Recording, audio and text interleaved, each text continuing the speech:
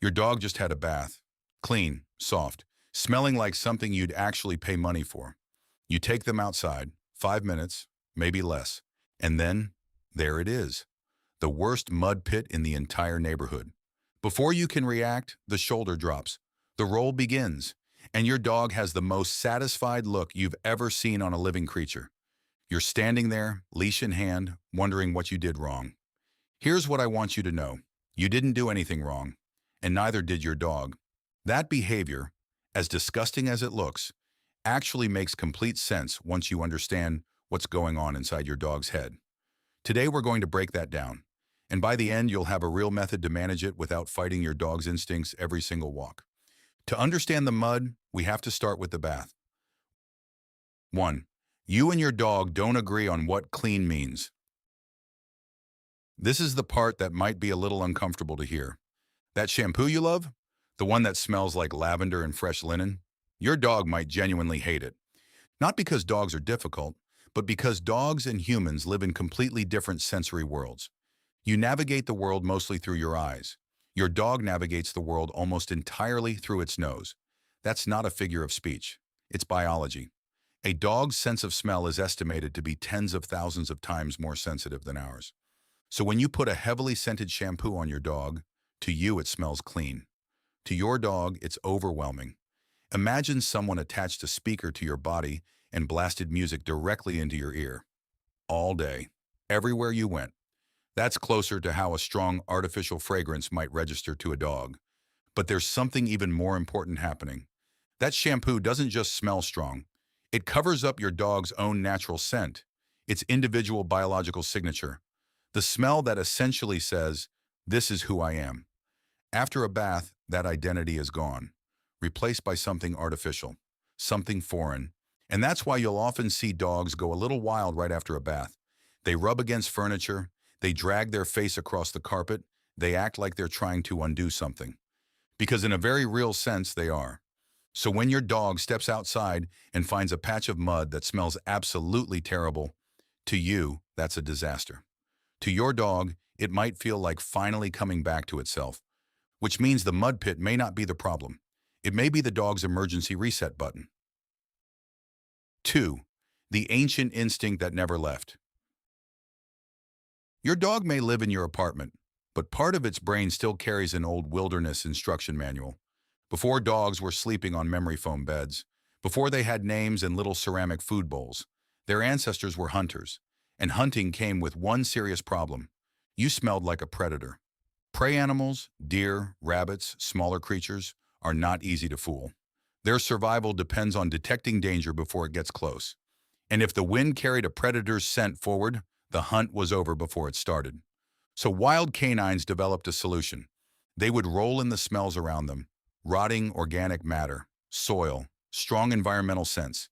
And by doing that, they could blend into the scent landscape of the area, hide their predator identity inside something that smelled like the world around them.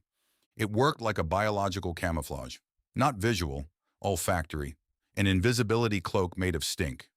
Now your dog doesn't need to hunt.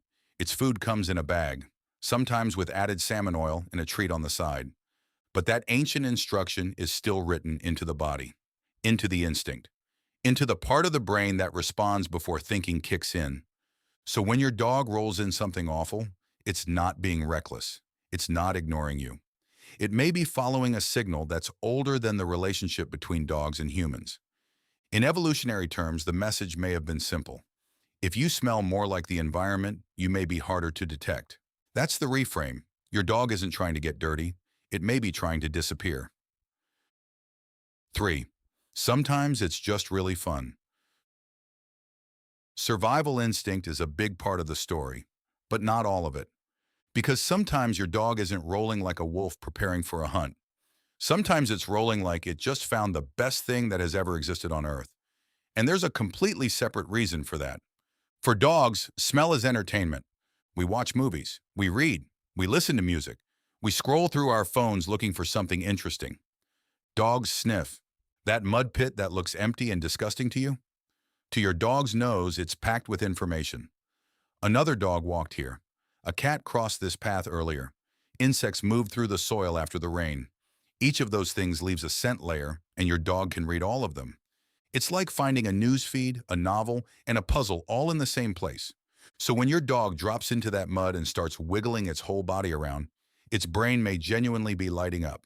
Every roll is pulling in new information, new stimulation, something that feels, from the inside, like genuine discovery. That's why they walk away looking so pleased with themselves. They roll, they stand up, they shake, and then they strut off like they just did something impressive. In their world, they kind of did. 4. It's also social. There's one part of this behavior that usually gets missed. Rolling in a strong smell isn't always a solo activity. In the older social logic of dogs living in groups, scent was shareable. Information was communal. When one dog found a powerful new smell and came back carrying it on its body, that was communication. It was saying, something is here. Something changed. Come investigate. Think of it like a news alert. Except instead of a notification on your phone, your dog covers its neck in something that smells like the bottom of a swamp and runs straight toward you. Everyone, smell this, immediately. So when your dog runs back to you covered in mud, it may not be thinking about consequences. It may be thinking, look what I found. This is a great discovery. I'm sharing it with you. And then we recoil, we yell, we drag them away. From the dog's perspective, that can be genuinely confusing. They offered information, they shared something exciting, and the response was rejection. You're not even having the same conversation. I've seen this pattern with dogs that seem obsessed with rolling. When the walk becomes nothing but forward motion, they start hunting for stimulation. But when owners build in a short sniffing routine at the beginning, the dog often becomes easier to redirect later.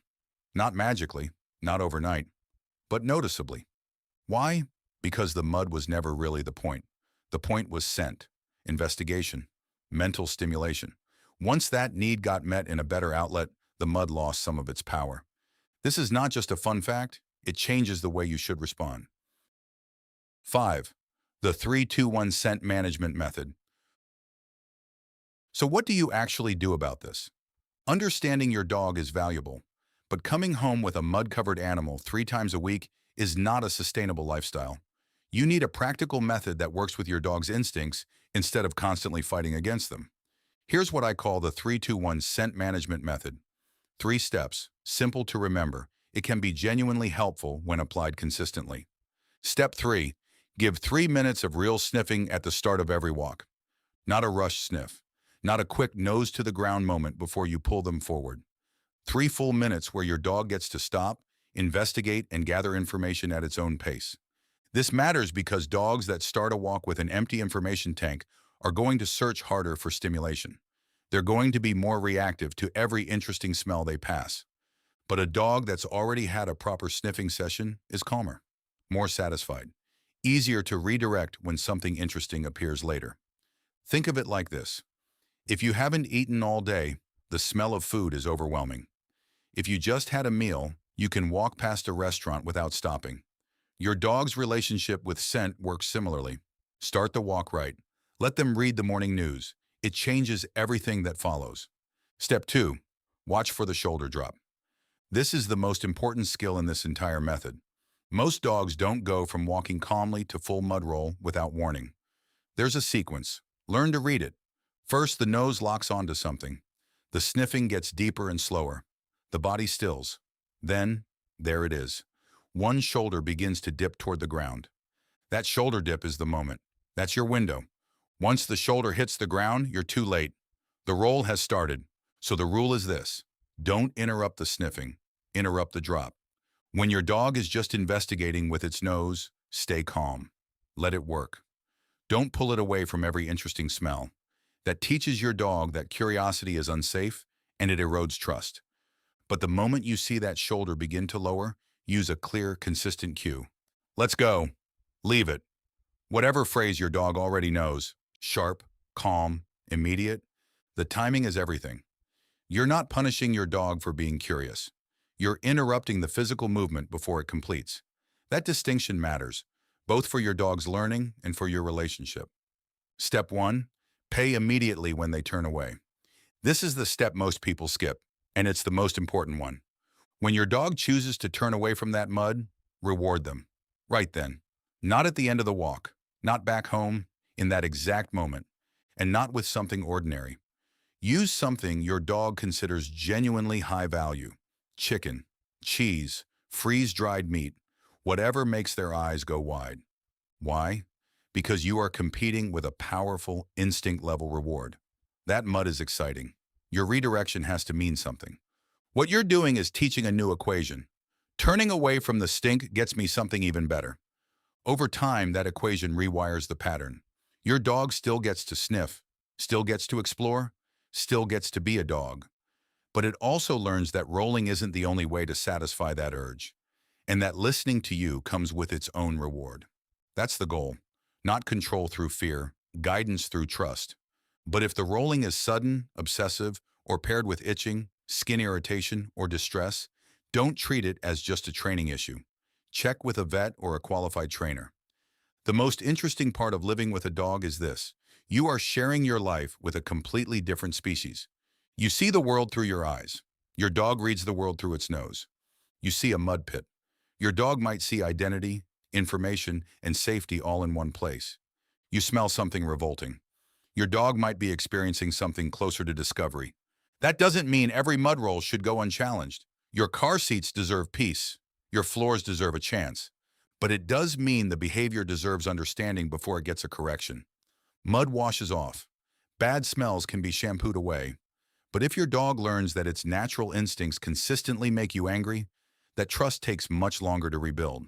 So next time you see your dog's nose lock onto something and the body start to slow, watch. Read the sequence. Wait for the shoulder. And when that shoulder starts to drop, calmly redirect. Reward the choice. Protect the bond. Because the goal was never to stop your dog from being a dog. You are not trying to delete the dog inside your dog. You are teaching that dog where the mud ends and the relationship begins. If you try the shoulder drop method and it works, come tell me in the comments. I genuinely want to know how many mud disasters we can prevent together.